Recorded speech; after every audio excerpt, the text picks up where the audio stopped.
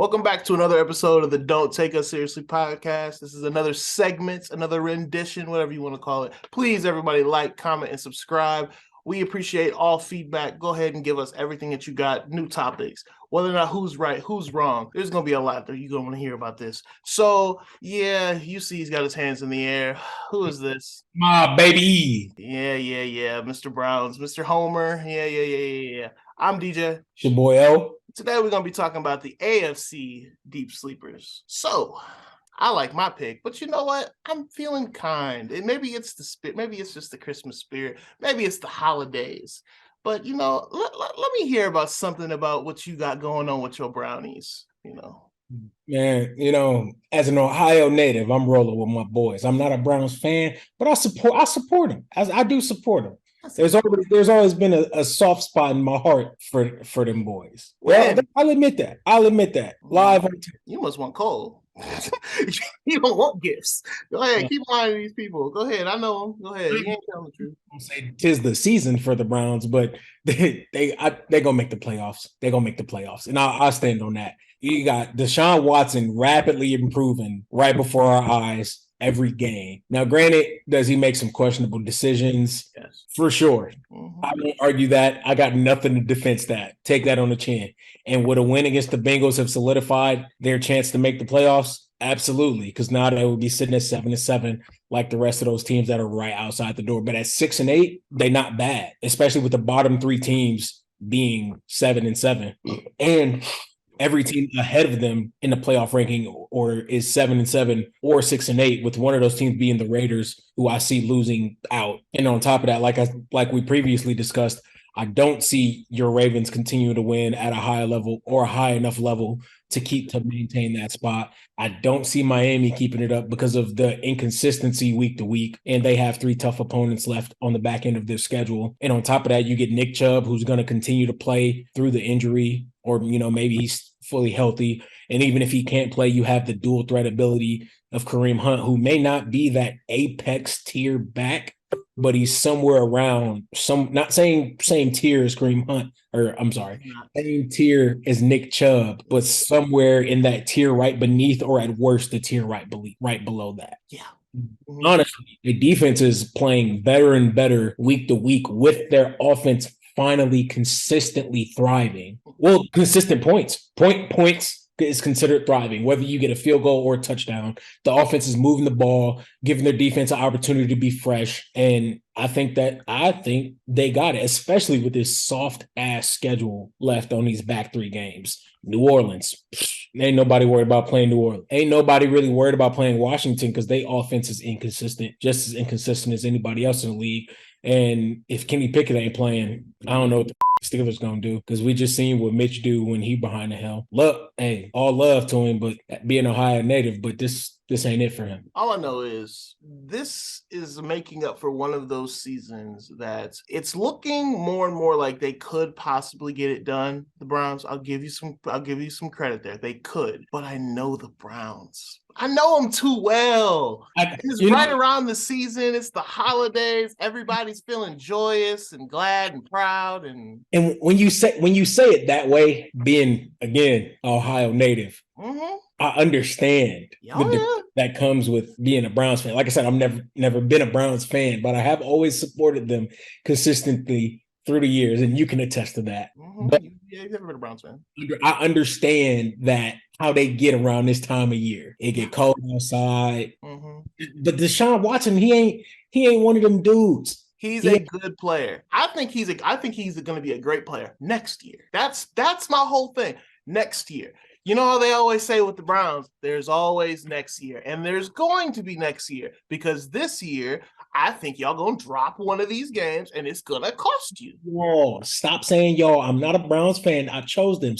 I with them. Not like that. Quit attaching me to these teams, bro. You are your topic, dang it. For the scenario, you are your topic right now. In this moment, in this interweb, you're the topic. Let's talk about your boy Trevor. Let's talk about that then. But before I get to Trevor, let me give you one more little tidbit about Deshaun. Deshaun Watson, I just don't feel that he's going to connect it all. He's going to have a little bit of rust. He's going to have one of those moments. We're already starting to see it where, yes, they're scoring. You're saying that they're starting to consistently put more points on the board, but they're not maximizing the opportunities. He's missing throws from time to time. He's missing people open. And there are times when he just doesn't take off and run when they're giving him the lane.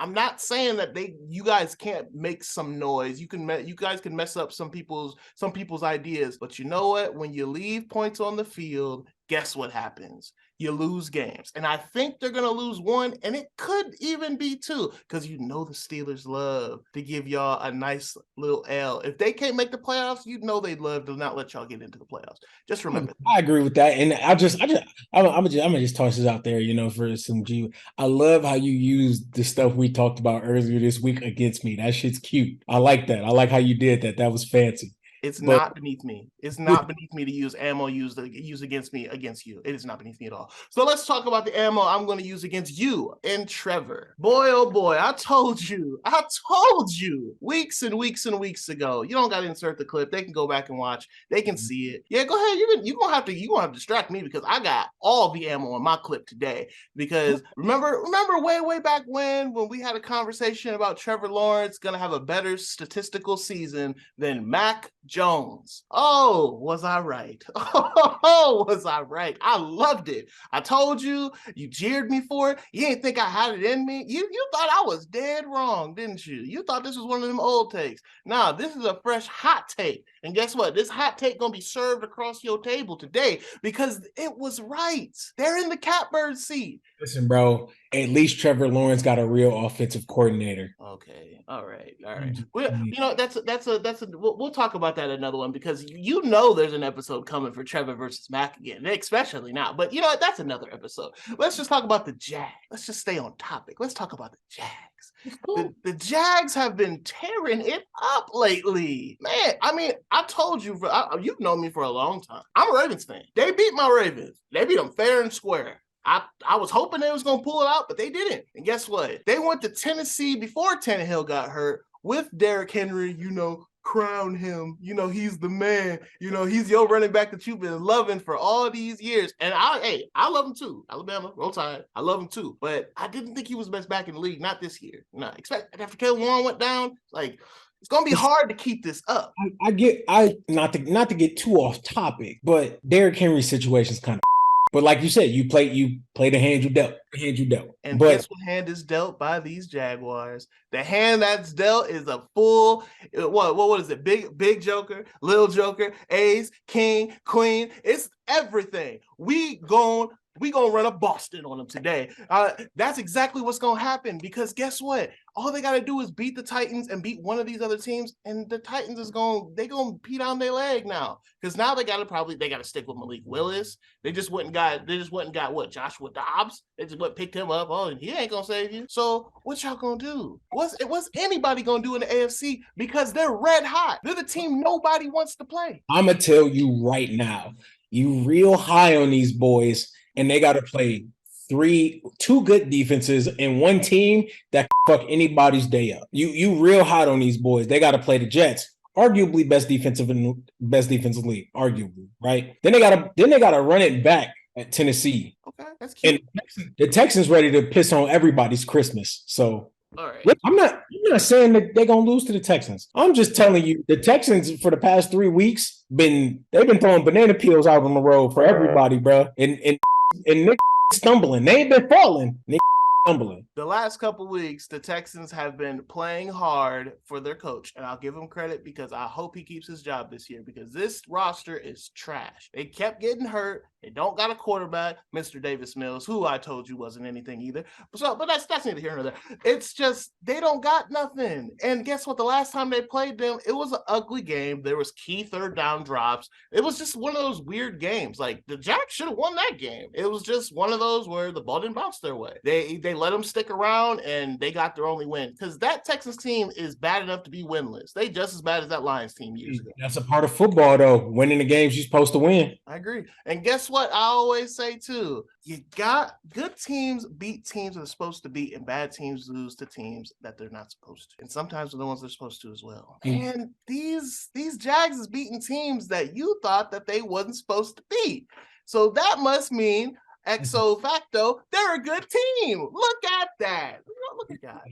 Stay all right. I ain't going there yet. They have to show me at the highest level. I'm not gonna argue your point because good win against Dallas in a game they should have lost. Poor decision at the end of the game was not even akin to the same way the Patriots went out, but the same way nonetheless, a pick six.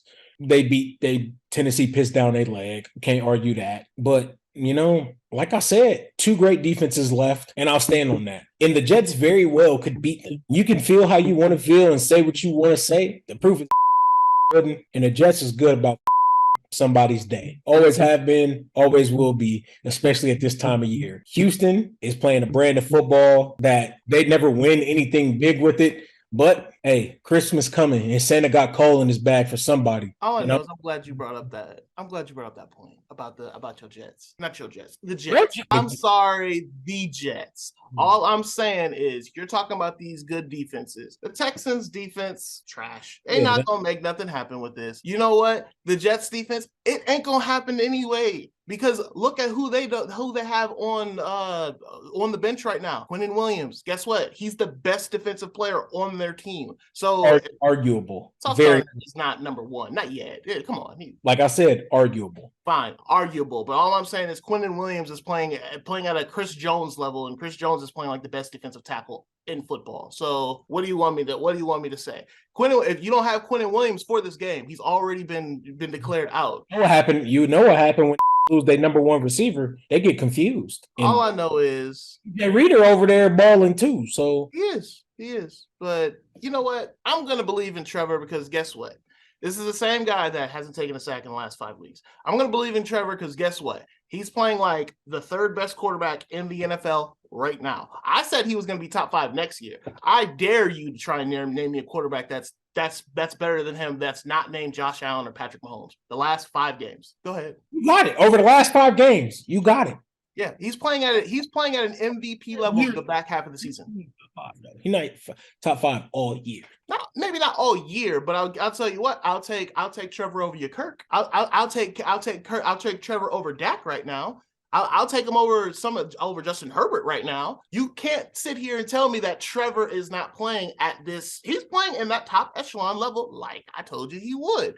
But guess what? Christmas came early. It came a little bit early. I apologize. I'm sorry because I wasn't an oracle. I wasn't right early enough.